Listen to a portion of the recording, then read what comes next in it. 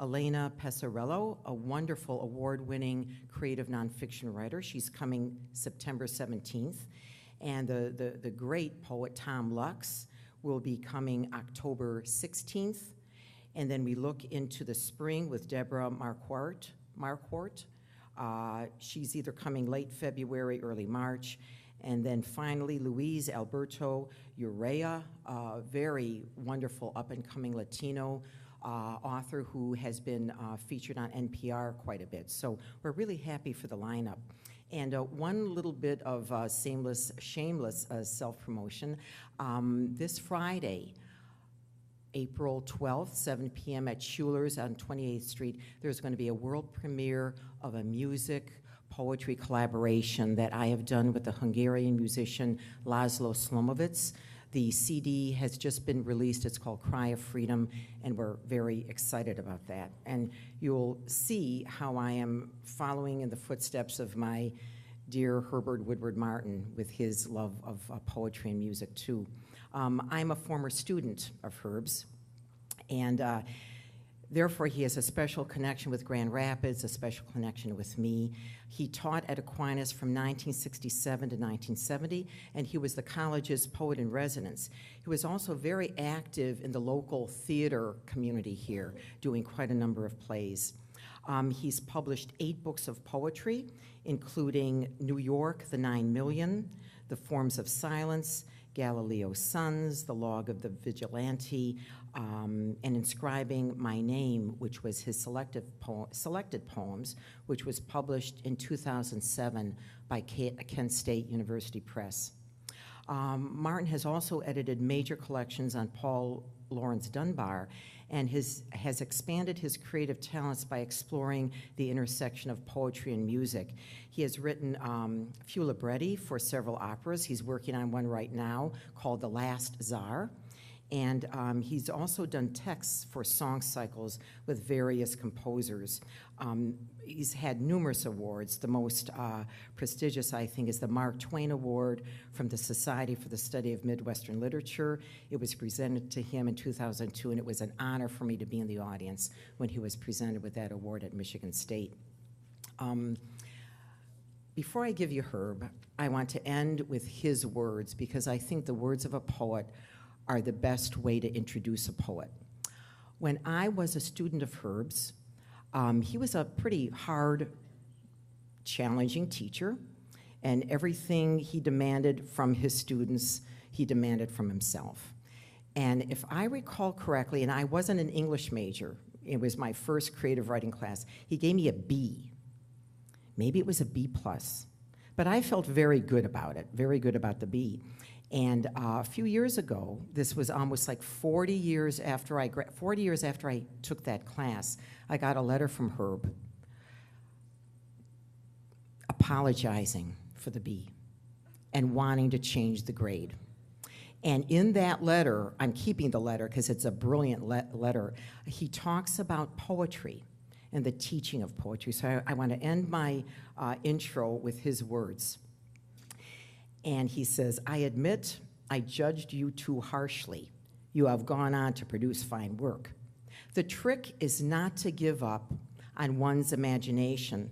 The trick is not to abandon one's sense of vision and inspiration.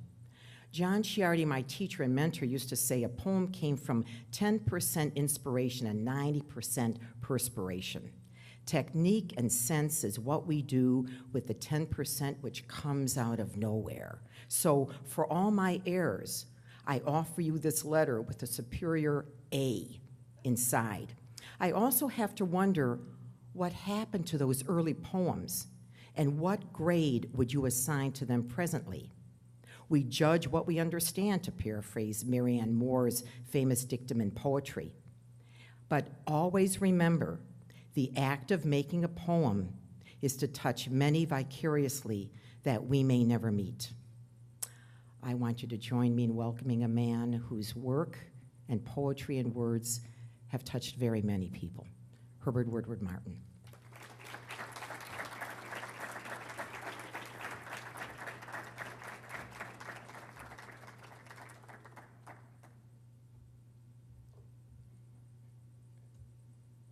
I'm always curious to look under my shoes to see who that person is talking about when they start to introduce me, because most of the time I try to forget what it is I've done and go on to the next thing. And sometimes your colleagues will ask you, well, what's the newest thing you've done after having managed a book that may win a prize or something like that. So they want to know if you are still at it. So what's the next play? It might be another way of looking at it. This is really sort of like coming home again. It's nice to see familiar faces, so I hope that my tongue works well. It's nice to see all these faces here of people that I really don't know any longer, and but that's okay. I will get to know you tonight. One of the, if you are going to be a writer, and I assume that lots of people in here will want to do that, you do have to persevere. You just have to do it over and over and over and over again. And you have to get used to very quickly the rejection slips. It took me a while. They used to come in and I would save them. So that when I became famous, and then they wrote me and asked for a poem, I would send them back their rejection slip. So as my mother would say, the devil is always busy. He sits right here on this side of my shoulder, and he'll make me say things that I really don't want to say. I've gone through all these poems, and I've exercised all of the things that shouldn't be here, because this is a nice university, so I don't want to say anything to offend anyone. First, I would like to begin by saying the invitation to come and read on this distinguished series is nothing short of mind-boggling. I am grateful, let there be no mistake. So many people like Seamus Haney, Linda Paston, whom I count as a friend, Marilyn Nelson, lots of people have come this way, and I would suggest that you read them. If you don't like the first poem, go to the second poem. Don't like the second poem, go to the third one. Just keep turning the page until something snaps, clicks in your mind, and then read that one and relish that moment. Don't like that poet, go to another poet. Don't like that poet, go to another reading. Always be willing to at least experiment. Go out there and see who is doing what and whether they intrigue you or not, whether they are on a fishing expedition and they have thrown out the hook or the net and they capture you and reel you in. So try to look for that thing. Second, I feel I have come full circle in many ways. My first job came because the Dominican sisters saw something no one else saw when I began teaching. My first book was published in Grand Rapids. It had a long, long title, New York, the 9 Million and Other Poems. And nobody could quite ever get it right. They'd say New York and the Millions, and New York and this, and New York and that. And so I went to the second one, and Linda avoided it, and so will I. And then the third one was The Persistence of the Flesh, and the fourth one was something. I forgot. And that's terrible. So anyway, I have to tell you that Michigan then saw the publication of 4 books in a row, from the first to the fourth. And so I have an abiding faith in Michigan. I gained some security in acting and singing because of the Grand Rapids Theater and the Aquinas Theater Program. And finally, I was introduced to a wide range of friends, colleagues, and students who have kept genuine faith with me all these years.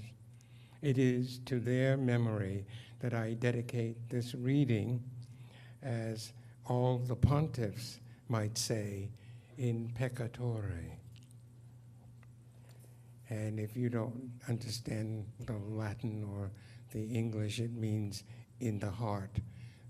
The Pope, I think the Pope can name people, and if the government doesn't like those people, then he names them silently in his heart so that the government will not do them any more harm.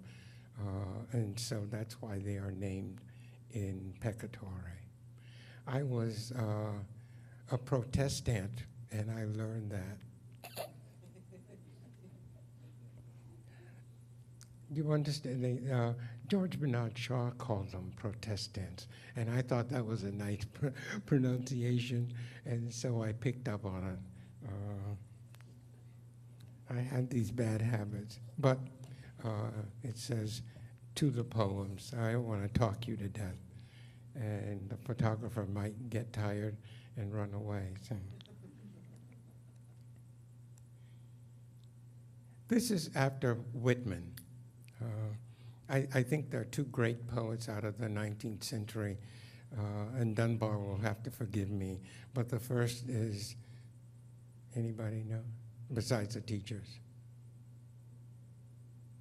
Whitman's the second one. Emily Dickinson. Yeah, two great giants, polar opposites, but there they are. I sing of an earth that is astonishing yet. I sing with human voice to simplify nature. I sing you a place of warmth, of an earth that is astonishing yet. What you take from the stars is the light that transports cool. What you take from the wind, you shall give back in touch. What you take from the moon, you shall give back as water. What you drink from the river, you shall enjoy as life. What yield you harvest from the autumn earth, you shall share. And when the land freezes, you shall walk with caution on ice. What you take from the snow, give again in warmth. When you breathe spring, know that it is the breath of love. Learn to sing as exotic men do.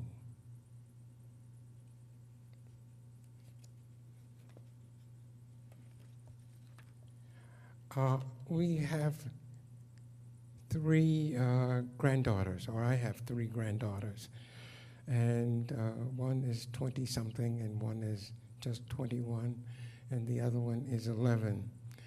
So I'm continually thinking that I am in practice for Lear. I tell you that. If you ever mount it, I'll come back to Grand Rapids.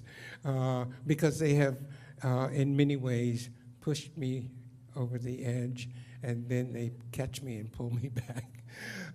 And I keep saying, just let me go, let me go, let me go. But they keep pulling me back. So, that's an introduction to this. I used to take them all to piano lessons. And this is called The Piano Teacher's Living Room for Phyllis Cotts. Father after father came there, year after exhausting year, without the slightest pretensions, because her house for an hour was filled with strict calm. The couch invited each patient sleep with no emotional demands required. She could do it all. Teach their children nuanced rhythms, accomplish miracles of steady sound, sweet melodies which evoked harmonic chills on the skin. All of this voice from the smallest fingertips while fathers nodded in the living room. She asked her students' hands to speak control pianissimos, which they had never imagined was within their reach or grasp of the ordinary days they lived. I marvel at how each week after tedious hour, she got them to caress the sanctity of air and make it shimmer without ever disturbing the well-needed sleep of their fathers.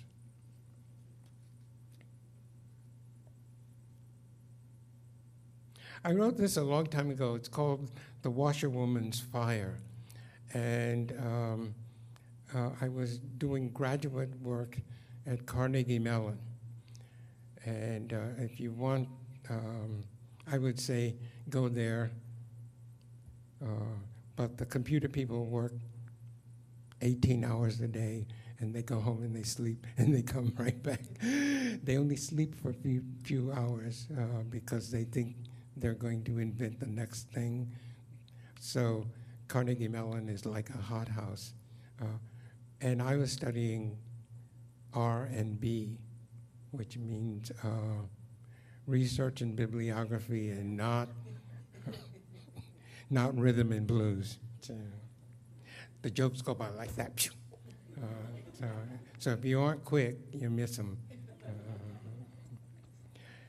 At any rate, what I was going to tell you is that I set this thing up as a ballad because research and bibliography was driving me crazy, but I managed to get through it.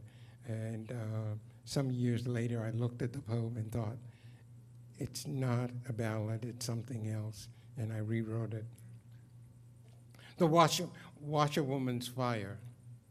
My immigrant mother cooked her white clothes alive. From dawn to 5, she boiled them, turned them over, then removed them, and said, you must whip the dirt from your clothes if you want them to be clean.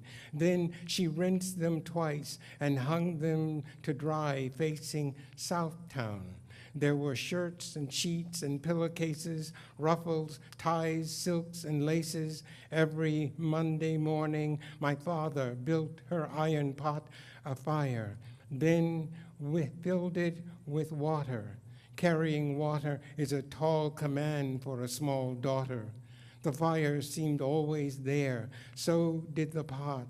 On my natal day, June 6, 1845, a spark reached from beyond that pot and caught a ride on a derelict piece of paper. It was a hungry wind which carried that torch like a human passion. It stirred the entire community. It left a trail as it began to eat the dry grasses and then the wood frames that shaped the houses. Soon, Southtown was all aflame. The fire was sudden, quick, abiding. It grew full to life in an hour. From Diamond to Wood to Water Street, smoke and wind swept fear into every heart. The losses were certain, the deaths tallied and assured. A lunching wind, an enormous fireball swirled around the fireman and burned him through to the blood. A delicate woman who refused to leave her home knelt down in a private place, and all that was left was a gathering of bones fused together. When the evening came, the fire settled gently. The cinders smoldered. Now, when I have cause to remember that special day, I think what a sudden ordering that fire made of the Southtown celebrating my 7th birthday. I was lucky enough to get to Hungary. I filled out lots and lots of papers for the Fulbright people. And I'll tell you, if you can survive filling out all those forms, you're likely to be sent to a country that you choose. So I had chosen France and Italy And somebody told me just to put one name on the form. So the second time around, I put Hungary. And they called me and said that I had been accepted. So I went to Hungary for a year. And I go to the museums a lot. And one of the painters there was named Sundbare Tidvar. And his painting is one called An Old Woman Peeling an Apple for Edith Todt. I have heard it said that the apple is woman's failure. I do not know which man first wrongly deposited that statement in the infectious air. Perhaps it came from the tongues of poisonous snakes because they were enthralled by the dark curiosity in women's eyes. It is a light like no other. I, on the other hand, have peeled apples like a careful profession since I was 7 years old. I have fed some astounding hungers with them. I have pared their skins thinly and boiled them for jellies, sliced the meat from the core to make turnovers, pies, and sweet sauces. I have dried the new seeds, planted them, but not with much success. Nothing new has ever come from them. Now my skin darkens like peeled apples. I am 80 years into the process. I use my skills to stay alive. My husband was never as cautious as I learned to be. He never paused to consider what portions I afforded him or what he carelessly left on his plate. He ate on the run. He died on the run. That day, the house was filled with the aroma of herbs. On the other hand, I have never followed his mark. I never make haste. I am deliberate. I shall die with this attitude. So you, my grandson, must never acknowledge what I tell you with shame. It is the inheritance I leave you. You will want, I hope, to be a different man, to move through your home, tasting, seeing, and breathing the passionate textures of those around you, as well as the flavors of all the things you have gathered in your home. I just noticed somewhere in here it says something about the speaker is 7 years old, and he pointed out that the previous poem has a little girl talking about she's 7 years old. And tonight's the first night that I realized those two things were there. Don't pay any attention to him. He's a troublemaker.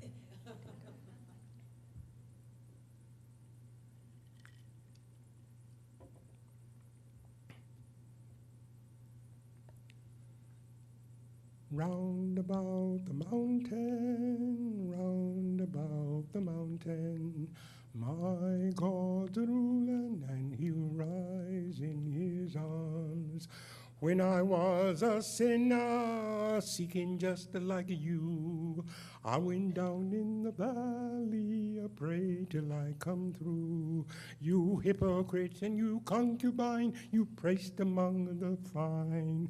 You go to God with your lips and tongue, you leave your heart behind. The Lord loved the sinner, the Lord, he loved the sinner man. The Lord loved the sinner, and he'll rise in his arms. Going around the mountain, there I'll take my stand. I heard the voice of Jesus say, God is in this land.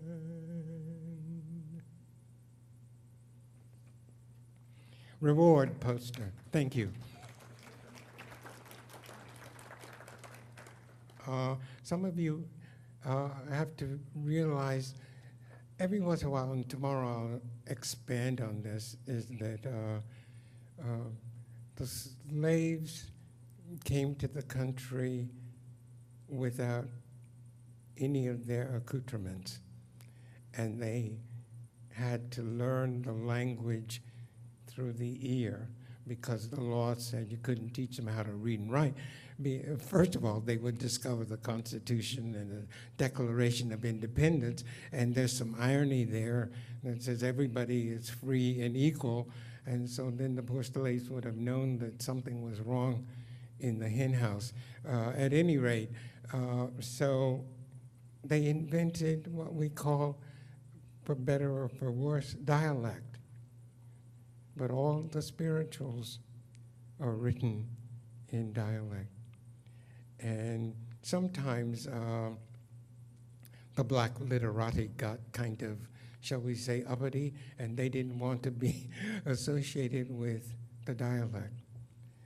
So you had to learn precise English and clip all the T's and put all the syntax in the right place. But the hip-hop people and the rappers have come back and showed us there are still some rhythms to be discovered. I don't like it when they talk about women so much, mean-spiritedly, but okay. So I have a poem that's not politically correct either, so I will read that. But right now I'm going to read you from the Log of the Vigilante. There was a slave ship called the Vigilante, and this became my dissertation. And I, like everybody, once you write it, you put it away.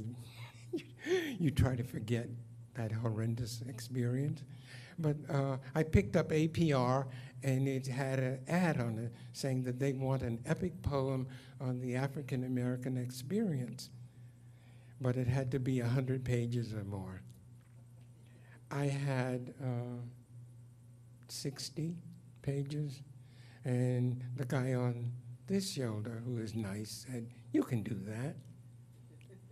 And I believed him. So I got to work, and I wrote maybe 10 pages, and I realized how really difficult it was. And he said, "Uh-huh." He said, "Uh-huh," because he talks in black dialect sometimes. Who told you you could write 40 more pages of poetry? And I said, "I don't know, but I'm going to try it anyway." And so I kept at it, and I would write from 11 o'clock to 1 in the morning, because the house is quiet, nobody wants anything, nobody calls up, so I could write. And I finally got it all done, and I had 100+ pages. And I go to the post office, I'm ready to mail this thing, and I reread the instructions, and I'm a month ahead of time. So I think, along with this guy, that we can go back home and revise it again. And he says, "I ain't coming down here no more with you in the middle of the night. You better mail that thing right away." And so I put it in the mail, and I forgot about it. Went to London that next summer and taught.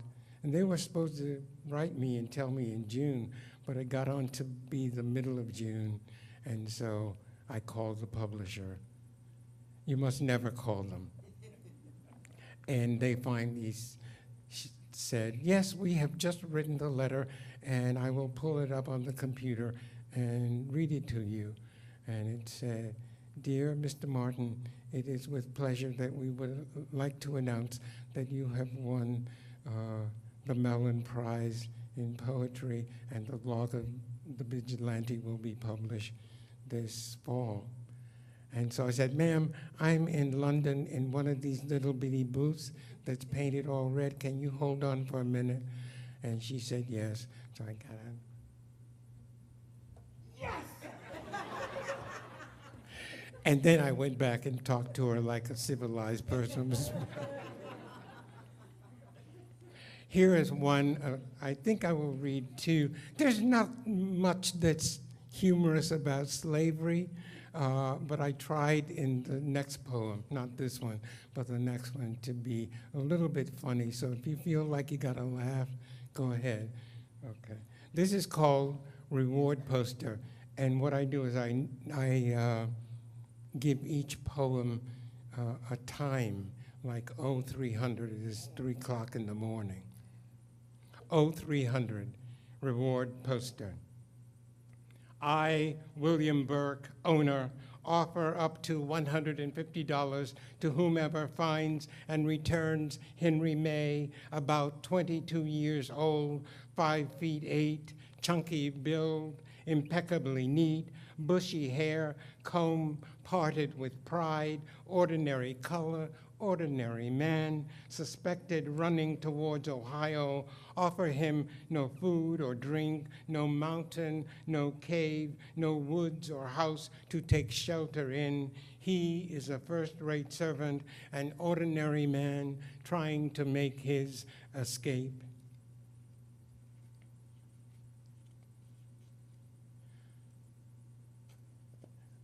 I have to tell you that I think I'm reading 3 poems.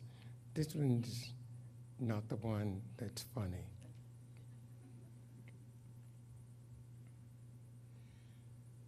Sometimes I feel like a motherless child.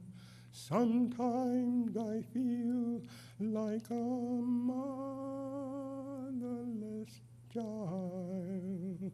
Sometimes I feel like a motherless child. I am a long ways from home. I am a long ways from home.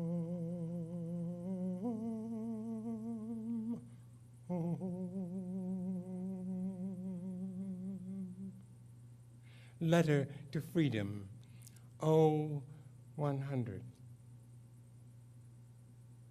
August 25th, 1864. My dear Mr. President, my name is Africa Desiree. A friend of mine from the war surrender has told me that I is free to go. Can you tell me if this is true? I want to get to the east coast of these United States, where they tell me some of my long-lost peoples reside. My friend says that you are Mr. Lincoln and would know if we are free to move about as we please. Is this true? I know you will be honest with me. My mistress refuses to tell me the truth, so I am seeking for your advice. Will you try and answer me this week or as soon as you can? If you tell me that I am free, then I know no one will stop me. It is a long way. I want to get started as soon as I can. They tell me it is a long way walking. Obliged, Africa Desiree.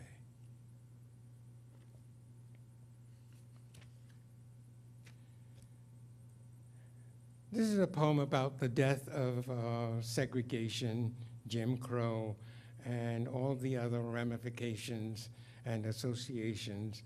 And this poem is, I think, tongue-in-cheek a little bit. It's Obituary 1100. James Americanus Crow died in his hometown in Landscape County in Newark, Alabama, USA. He was reputed to be as old as the country. Everyone who knew him called him Jim. Mr. Crow had a long and devastating career as a black-faced impersonator. He could dance, he could sing. Race, he said, is a serious thing. It is said that his lifelong sideman, Mr. Straight-Face Bones, taught him the slew-footed wingy thing. There is nothing in the records to substantiate this fact, nor is there anything to define his particular gifts.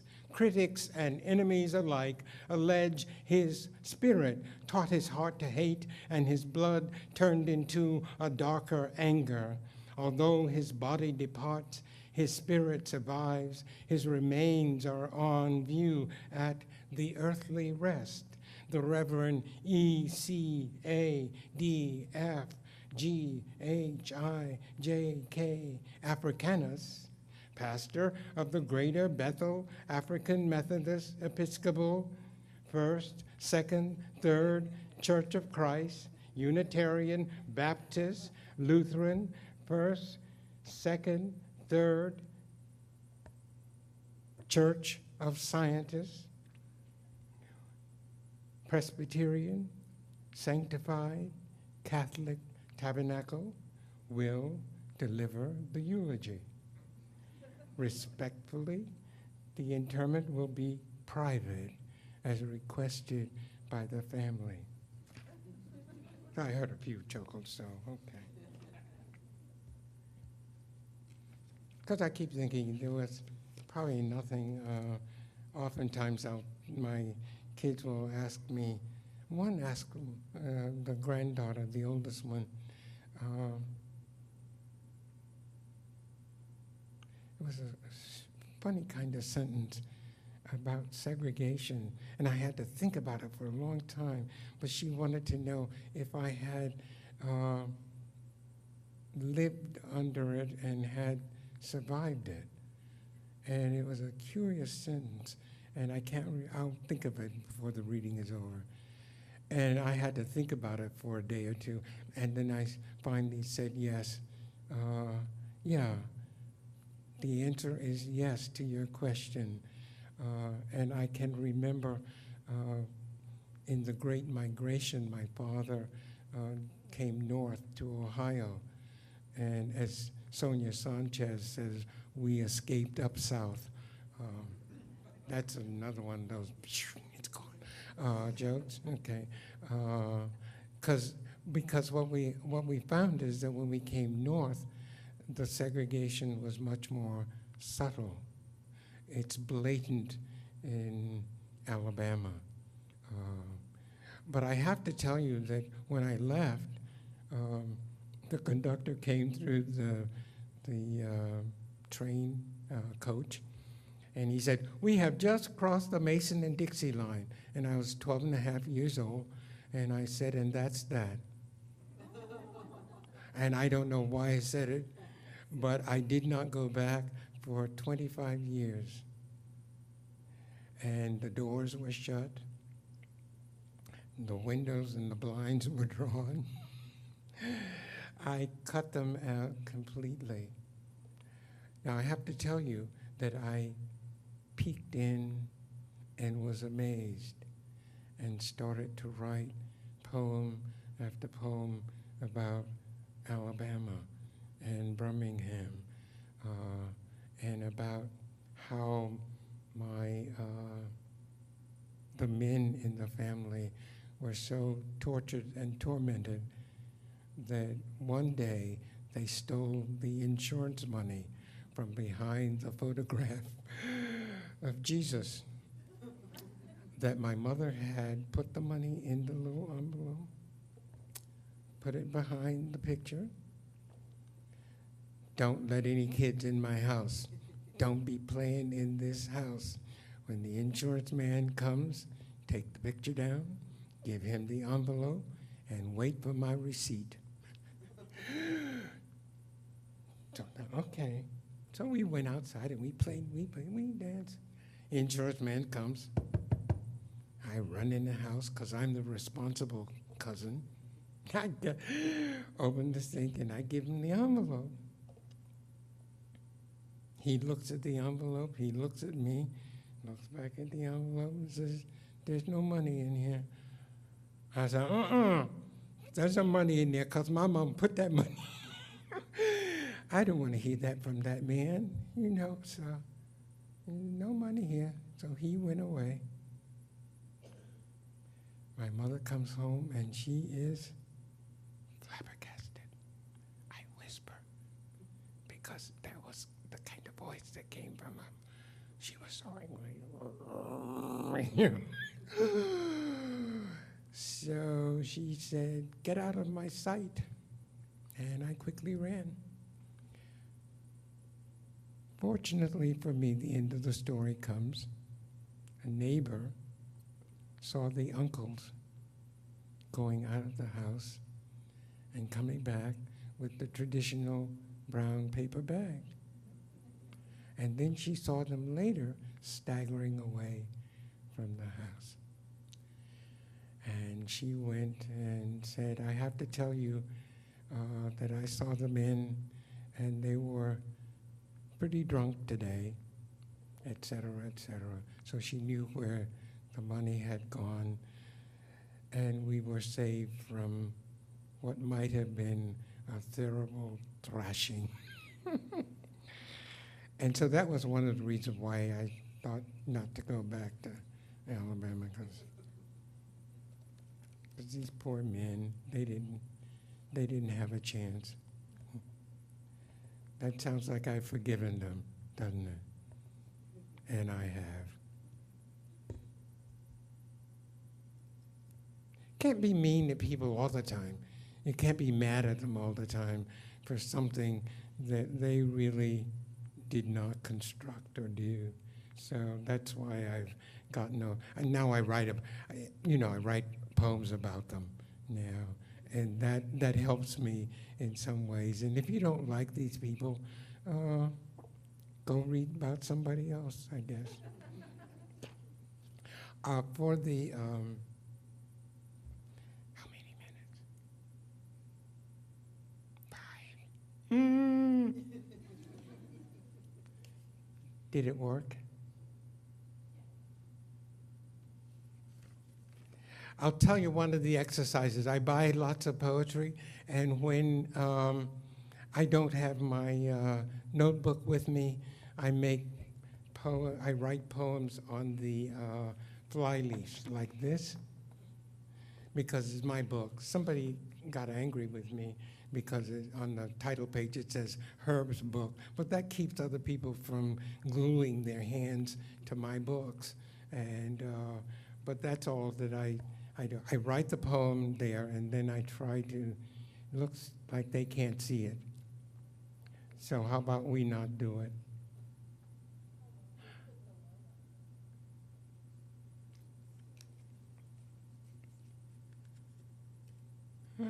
It's not gonna work, it's not gonna work, it's not gonna work, it's not gonna work.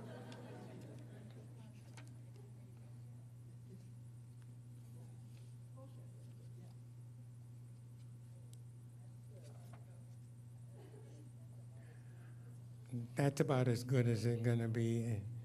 Anyway, I went once to don't look at it, I'll just read it to you, and you can imagine in your head, you see this screen.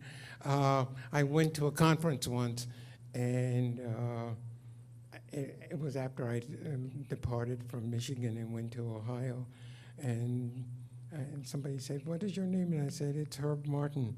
And somebody else said, oh, you're the one that left all those contrapuntal poems all over Michigan.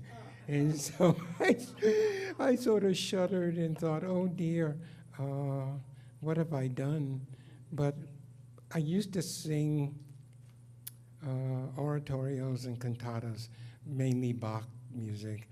And so I figured out if you could sing soprano, alto, tenors, and bass and not destroy the rhythm, and you could still understand the words, that you could have two people reading a poem or talking in a poem, and you could understand it, and it should go down the page and down the page, and then 1, 2, 3, 4, 5, 6, 7.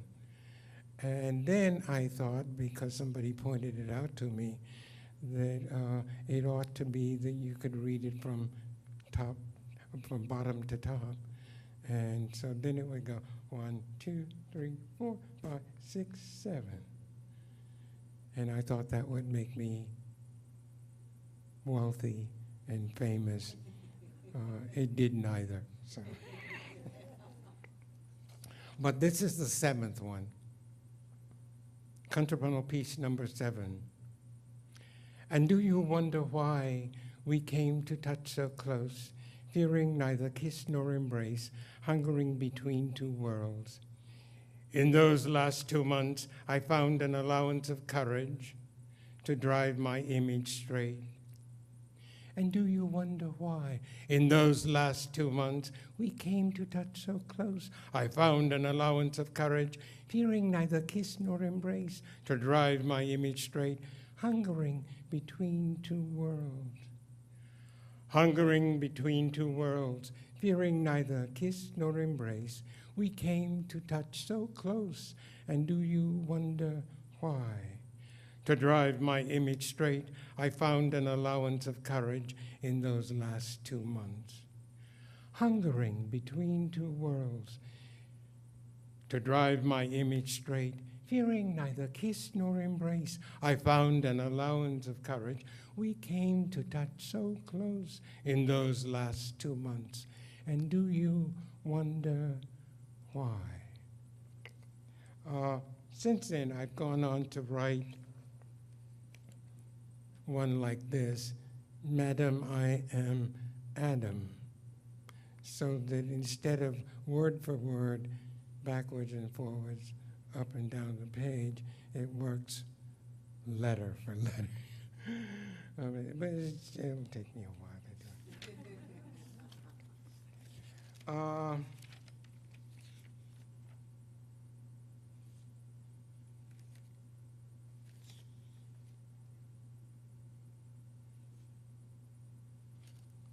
How about I do 2 poems, one serious and one humorous? Are you tired? Okay, because you said I had X amount of minutes. And I hope that I have,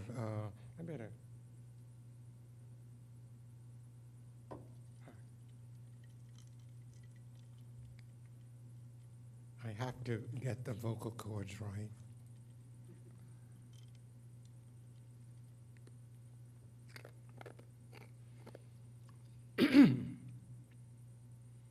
It's the ice.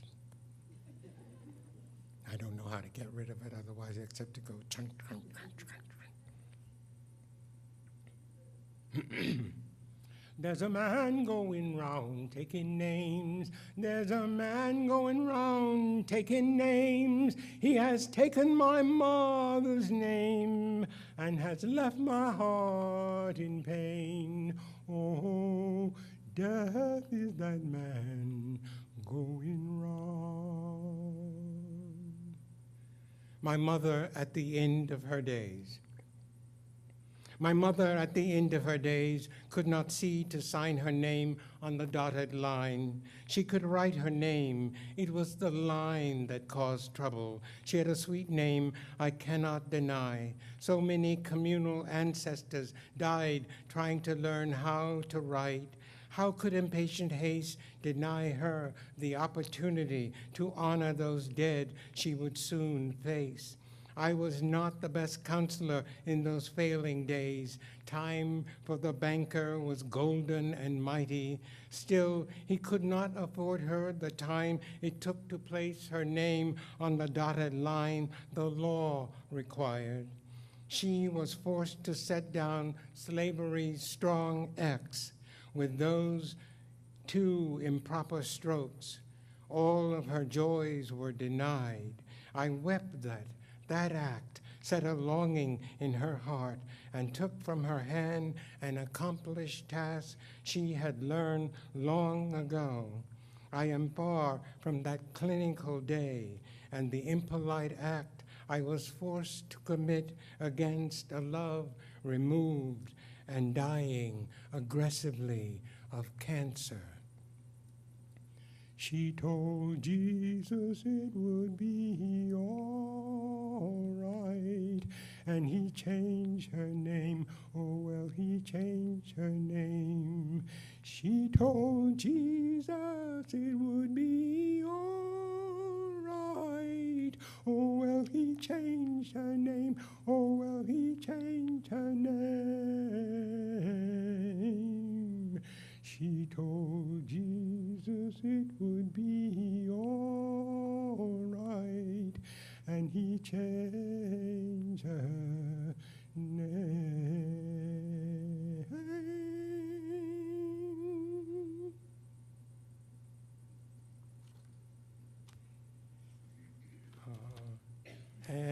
last poem. I hope you have lots of questions. This is called On the Flyleaf of Shadow Train. I name the book of poetry. This one, I think, belongs to John Ashbery. But he's not to blame for what I've written. Pigeon dropping is like all excrement, human or animal. You have to recognize the menial difference. It is like viewing Rembrandt and Sargent, arguing the palette of human difference. Still, you will be reminded of odor, the stench oppressingly awful when receiving those urgent epistles begging, "Wondrous dear sir, I am a secret executive working in the high and mighty Bank of Zamu. We are in the province of the Third Principality, as far away from Cairo as possible, under the last shifty sands of the Sahara Desert. I am the 29th son of King Mumbo Dumbo, recently deceased, without his final will being probated. That is why I have had to take a job as a bank clerk in order to protect my rightful claims as one of my father's heirs and to make ends meet for a family I can barely afford to house and feed. My father had no daughters, so all of my brothers are plotting against me with the mercenary colonels of the secret army. Now, without any political clout, and as far away from ascending the throne as possible, I find myself in an unwitting position. My brothers and the colonels have contrived to cut me out altogether from inheriting 1 ounce of gold from my father's kingdom. I still have one secret that no one knows about.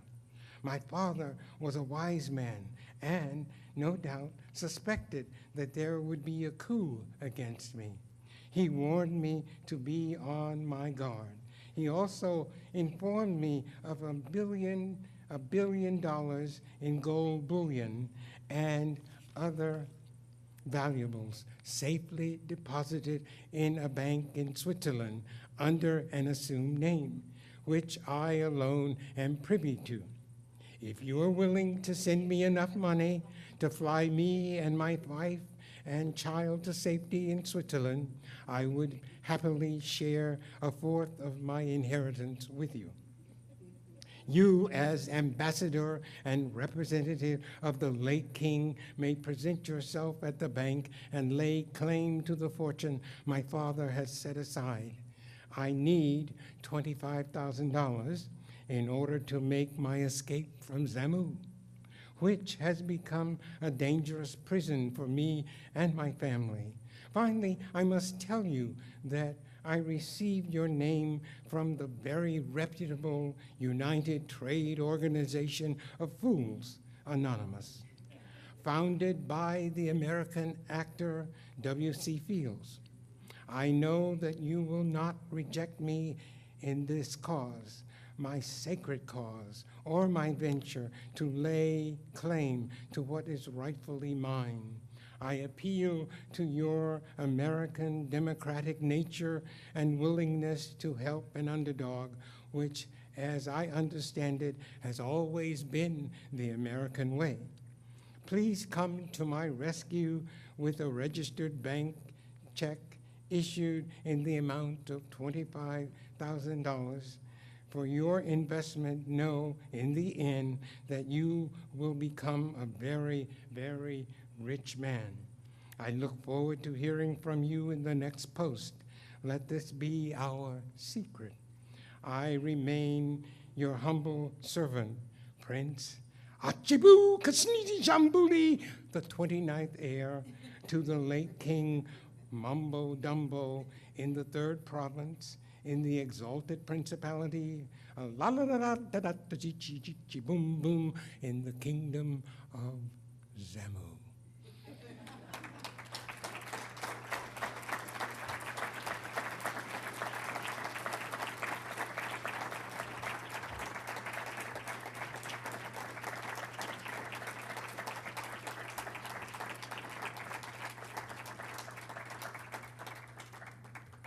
Well, I hope that one, something told me to leave you laughing. So I hope that you find that a little bit amusing. And for the writers, I just lifted the idea from all those emails that you get from foreign countries, and decided to make fun of that as much as I could. In the kingdom of Zamu. So There will be books to buy and purchase and have first signed. But first of all, any questions for our honored poet? ask me something. Yes, sir. The songs that you include in front of some of your poems, are those your invention, or were they the inspiration? They're not my invention. They are spirituals. And every once in a while, I think they go with the poem. One about changing my name. Lots of African Americans signed X. But my mother was fiercely proud of the fact that she could sign her name, except that at the end, the cancer did something to the eyesight, so she saw double, and she could never quite get that name on that line. So I said, because the banker said, will you please sign an X for me? And she did, grudgingly. She said, give it to me. And she signed it. And he left. And she said, where's your notebook? And I said, here it is. She said, may I have it, please? And I said, yes. And I worked in a publishing house. It was a phony dictionary, but it had all the empty pages. And she wrote her name, flipped the page, wrote her name, flipped the page, wrote her name. And I just let her write. So it's there for the grandchildren. If they want to sell her autograph, there's lots of them. But that was a way that we let the steam out. And the irony of it is that we did that document wrong, and it had to be redone. So I can laugh at that now, but at the moment, here I was between my mother and this banker, a rock and a hard place. And what do? You just put one in front of the other and run away from them. You say, you two take care of each other and I'll see you later, or something. You didn't want to know all that, did you? Herb, I had a question about the contrapuntal. Okay. As a matter of fact, when I was your student many, many years ago, I was first introduced to the form by you, and it really is a very challenging form. You make it sound so seamless and effortless, but it really is quite a hard thing to conquer. How did you first get involved with contrapuntal? Was it because of music? Yeah. What first led you to the form? Well, I was singing in New York City, and at the Holy Trinity Lutheran Church, they had a series of Bach cantatas every month. And we go through an oratorio, and then we sing a cantata.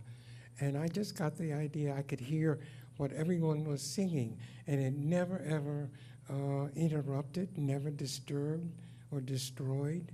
And then I thought, well, why not try that form? And I was reading in the village in those days, so I would ask other poets to read with me. And that's sort of how I got it started. But you have to like the words that you use, first of all.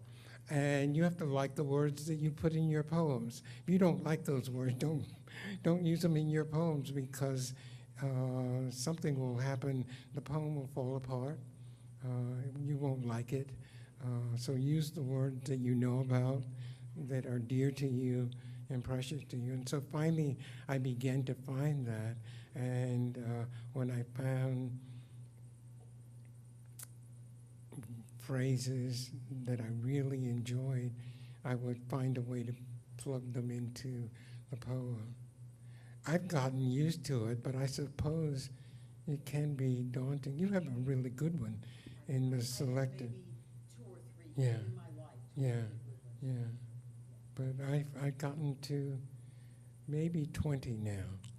And I thought, well, so you can do that. Now you got to do something else. So I just go on. I keep experimenting and trying to find the next best thing, hoping that I will write a lyric and Justin Bieber or somebody will sing it.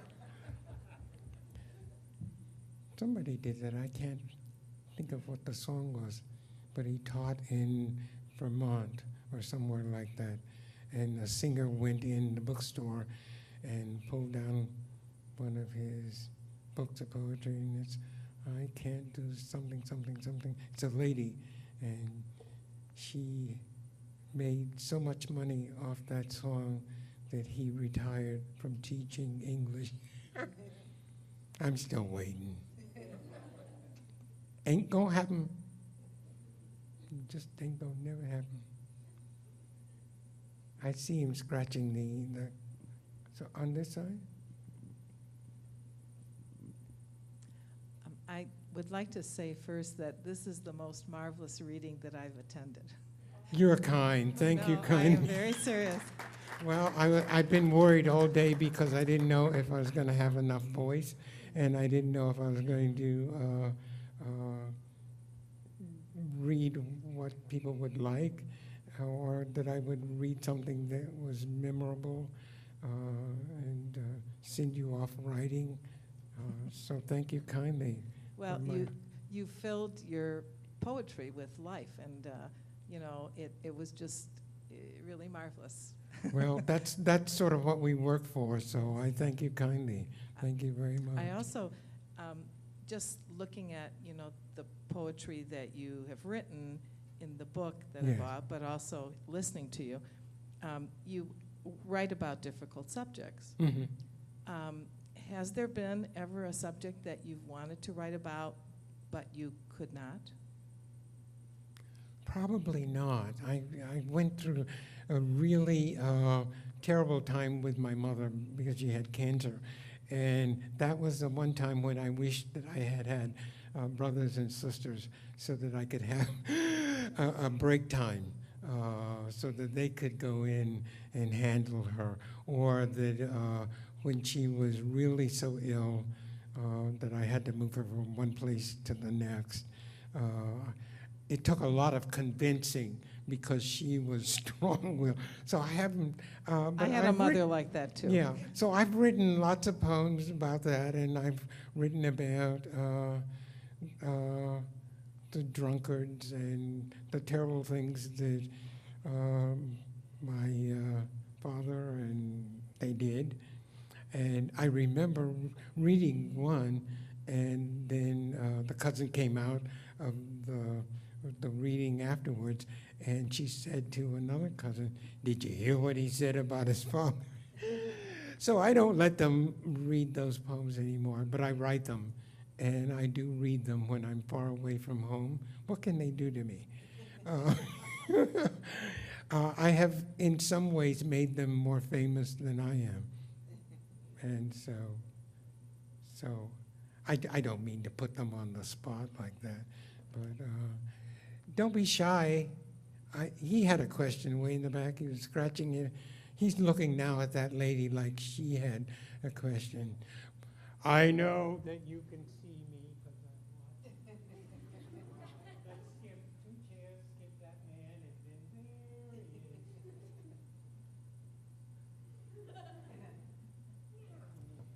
1, 2, 3, 4, 5. He's pretending. I know who he looks like. He looks like Tiger Woods.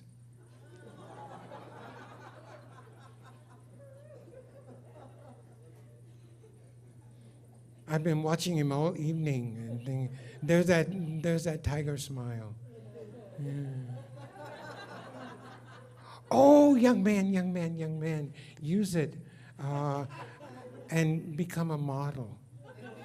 You know, it's no shame. I tell people this, learn how to write as well as you can, because this is the opportunity and the time to do it. And then if you want to go home and use dialect, you can go home and use dialect. If you work for NBC and you want to do the nightly news, you have to use standard English. And if you use standard English, charge them standard dollar. You know, let them pay, and that's all right, yeah. You can do the walk on the runway, you know, and have fun doing it. Don't be shy, don't be shy. The room's going like this because they didn't ask a question over there. Nobody? Are we ready to say? Why poetry? Because I couldn't do anything else. I can't play basketball. I couldn't play football.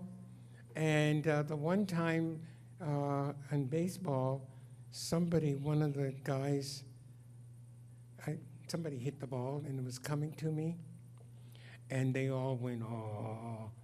And somebody said, let him do it. And I caught it. And it was the out. And it saved the game for our team. But I knew that he was only person in my lifetime who was ever going to choose me for a team and then encourage me to do it. And so I can't be an athlete. I'm too skinny. And I can't swim because once I went and learned how to swim, and I got to the 5th day and someone pushed me off into the deep. And I thought, oh, I didn't tell my mother I was learning how to swim. And she's going to see this dead body and be upset with me. And so I just went up and down and up and down and up and down. And finally somebody realized that I was drowning, and he came and pushed me up on the deck, and I got out, and I said, and that's and so I never went back to learn how to swim. The paradox of all of that is, in my college days, I got a job on a playground at a swimming pool.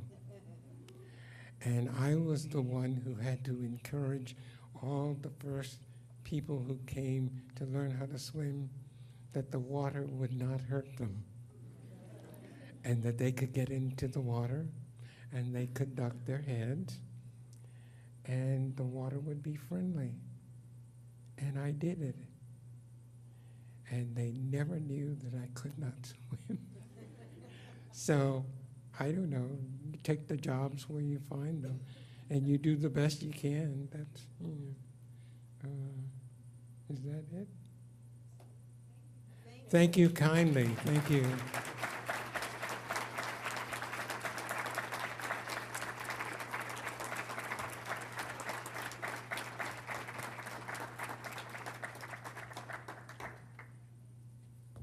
Herb's books are for sale. Please feel free to check them out. And I will sign them.